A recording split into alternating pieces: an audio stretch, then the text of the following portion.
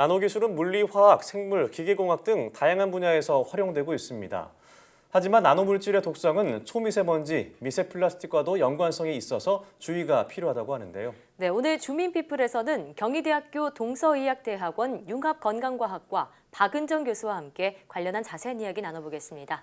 어서 오세요. 네, 교수님 반갑습니다. 반갑습니다, 교수님. 안녕하세요. 자, 교수님께서는 2016년부터 2018년까지 3년 연속 세계 1% 연구자에 선정되셨다 이런 기사를 접했는데요. 네. 어떤 연구로 그런 타이틀을 얻게 되셨는지 궁금해요. 제가 연구한 거는 이제 나노 독성학 쪽을 연구를 많이 했고요. 나노 독성이요. 예. 그 나노 물질의 독성을 연구하는 학문인데 예. 어쩌다 보니까 뭐 3년 하게 됐습니다. 네. 예. 자, 그럼 이 질병에 대한 어떤 원론적인 접근으로 출발하셨다고 들었습니다. 네. 이 연구에 대해서. 처음부터 이 부분을 네. 연구하셨나요? 아, 그거는 아닙니다. 예. 좀 원래는 이제 미세먼지와 관련된 거를 2004년부터 실제로 연구를 하고 있었습니다. 그러다가 2006년에 한 교수님께서 세리움 옥사이드 나노물질이라는 걸 저한테 주시면서 이제 이 물질이 유럽 연합에서는 티타늄 나노 물질을 대체하는 물질로 지금 활용을 하려고 노력을 하고 있다. 그러니까 네. 이걸 한번 두 개를 비교를 해봐라. 독성이 어떤 차이가 있는지. 그래서 제가 이제 이걸 관련된 거를 찾다 보니까 이 세리움 옥사이드 나노 물질이 연료 촉매제로도 많이 쓰이고 있더라고요. 네. 그래서 네. 아, 그러면은 이게 대기중으로도 나올 수 있겠네라는 생각이 들어서 그래서 이제 이 물질을 제가 이제 그 전에 하던 식으로 똑같이 대기중 미세먼지처럼 똑같이 사람 기관지 상피 세포들을 이용해서 실험을 했는데 그 전에 미세먼지하고는 다르게 네. 세포 안에 들어가서 너무 자유롭게 움직이고 다니는 거예요. 그래서 이 아이는 정말 뭔가 특별한데라는 생각이 같은 들어서 물질인데요. 좀 다른 물질이죠. 얘는 인위적으로 일부러 만들어진 일부러 나노 만든 물질. 물질이에요. 이게 자연에서 생긴 나노물질하고 인위적으로 어떤 목적을 가지고 만들었기 때문에 그 목적에 맞는 성질을 가지고 있거든요. 그러다 네. 보니까 이제 이 안에서 좀 다르게 행동을 한다는 것을 알고는 제가 이거를 본격적으로 좀 시작을 해야겠다라는 생각이 들어서 하게 됐습니다. 네, 그러면 뭐 자연 속에 존재하는 나노 물질과 다르게 우리 인체에 좀 안전하다고 알려지는 그런 물질들도 나노 성분이 되는 경우에 나노 입자가 될 경우에 인체에도 유해할 수 있다 이런 말씀인데요. 나노 물질이 우리에게 특별히 위험할 수 있는 그런 이유는 무엇일까요? 이제 뭐 여러 가지 성질이 문제가 있기는 하지만 사실은 이제 제가 공부를 하면 할수록 느끼는 건데요. 네. 우리 몸이 정말 잘 만들어져 있어요. 내부 그래요? 물질에 대해서 아주 안전하게 너무 잘 만들어져 있는데 근데 이 제조 나노 물질의 경우에는 대기 중에서 이렇게 자연스럽게 만들어진 나노 사이즈 물질 입자하고는 다르게 어떤 의학학이나 산업이나 이런 데서 활용을 하기 위해서 일부러 만들었기 때문에 인위적으로 만들었기 때문에 그 인위적인 어떤 목적을 가지고 있거든요. 근데 그 목적을 가지다 보니까 그 목적이 우리도 모르게 이제 원래는 의도하지 않았거나 또는 의도를 했는데 이게 의도한 것보다는 더 또는 전혀 예상치 못한 상황에서 이런 상황으로 이 안에서 이 독성을 일으키는 상황이 조금 발견이 되더라고요. 이제 그 대표적인 예가 뭐냐면 원래는 이 물질들이 뇌로 못 들어가게 하는 블러드 브레인 배리어라는 게 있고 그다음에 애기학에 영향을 미치지 못하게 일부러 이제 태반이 보호를 하고 있거든요. 근데 여기를 다 통과해서 영향을 줄 수 있고 더불어서 이 몸 안에서 축적이 되면서 몸 밖으로 잘 배출이 안 된다.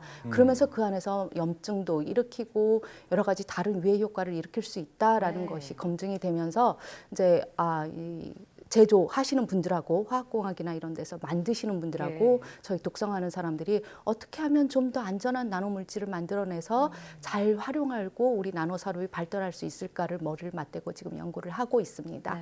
네, 말씀하신 걸 들어보면 이제 자연적으로 발생한 나노물질과 다르게 인위적인 것은 우리 몸이 자연적으로 필터링이라던가 처리하지 못한다. 그래서 위험하다 이렇게 말씀을 해주신 것 같습니다. 자, 또 요즘 이제 초미세먼지 문제가 정말 심각하잖아요. 특히 이제 호흡기로 접하는 건데 그럼 이 대기 중에서도 나노 입자가 자연적으로도 뭐 만들어질 수 있다 뭐 이런 얘기인가요? 그렇죠. 그러니까 초미세먼지 같은 경우에는 우리들이 일반적으로 얘기하는 게 이제 입경 2.5 마이크로미터 이하인 먼지를 얘기하는데요.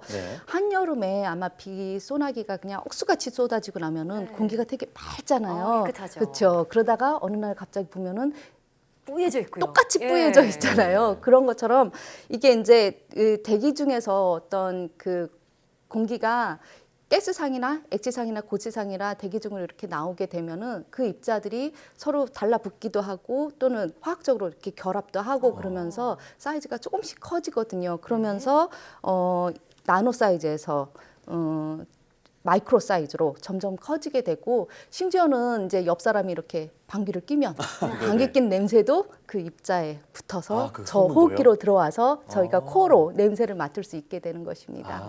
네. 이 냄새도 입자라고 하니까 신기한 것 같습니다. 자, 그럼 이 초미세먼지가 이 몸속에 많이 축적되면 어떤 현상이 일어날까요?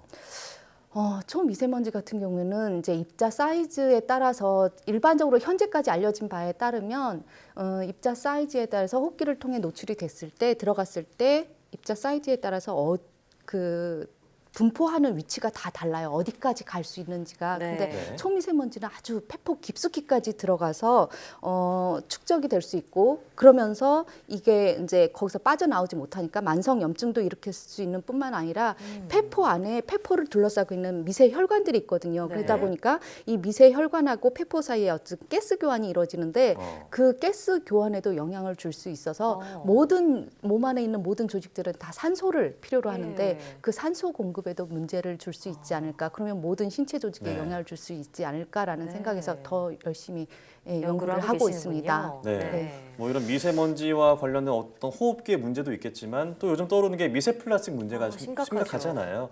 자, 그럼 이것도 나노 독성학과 관련이 있다고 볼 수 있을까요? 네, 사실 이 미세 플라스틱 문제 같은 경우에는 정말 환경적으로 지금 아주 큰 이슈 네. 중에 예. 하나입니다. 그래서 최근에는 뭐 세정제나 섬유 유연제 같은 데 들어간 그 1차 미세 플라스틱 같은 경우에는 지금부터 이제 사용을 규제한다라는 얘기가 되는데요. 근데 우리가 사용하는 제품 중에는 이미 너무 많은 플라스틱 성분이 들어 있습니다. 네. 제가 지금 입고 있는 이 옷도 플라스틱으로 되어 있어서요. 네. 빨래를 빨고 나면 여기서 나온 섬유 아. 입자들이 다 대기 중으로 나와서 예. 제가 호흡을 하게 되는 거고요.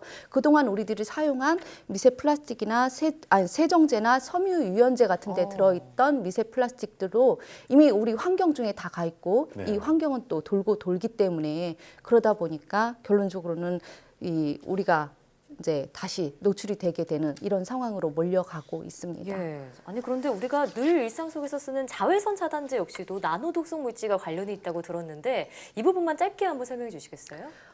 자외선 차단제 같은 경우에 예. 사실 지금 큰 이슈 중에 하나인데요. 네.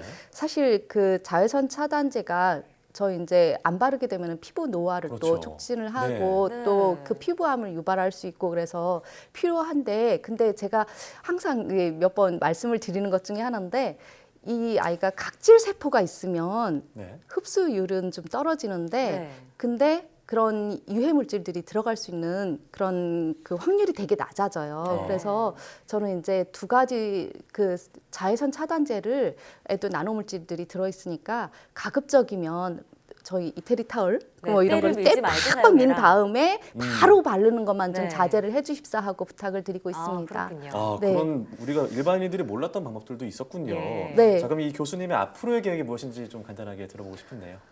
사실 저는 이제 기본이 탄탄한 정통학자가 사실 아닙니다. 그러니까 이게 이제 제가 그냥 일반 평범한 주부로 살다가 어쩌다 보니까 이게 내가 공부를 해야지 내 식구들 다 챙길 수 있겠다는 생각이 들어서 어떻게 공부를 하게 됐는데 예. 그 과정에서 얻는 결론이 뭐냐면 가족이 건강해야지 행복하게 살 수 있다는 것이었고 네. 그러기 위해서 제일 먼저 해야 할 일이 장애나 질병 없이 살아가는 수명이 건강 수명이라는 게 있거든요. 그 건강 수명을 늘리는 일에 내가 뭔가 보람을 늘리는 일에 뭔가 역할을 해야겠다라는 생각이 들었는데 2016년 통계청 발표 자료에 따르면 한국인의 기대 수명이 실제로 82.4세인데 건강 수명은 64.9세밖에 안 된대요. 그러다 많이 보니까 떨어지네요. 한 17.5년을 정말 골골하다가 가는 거거든요.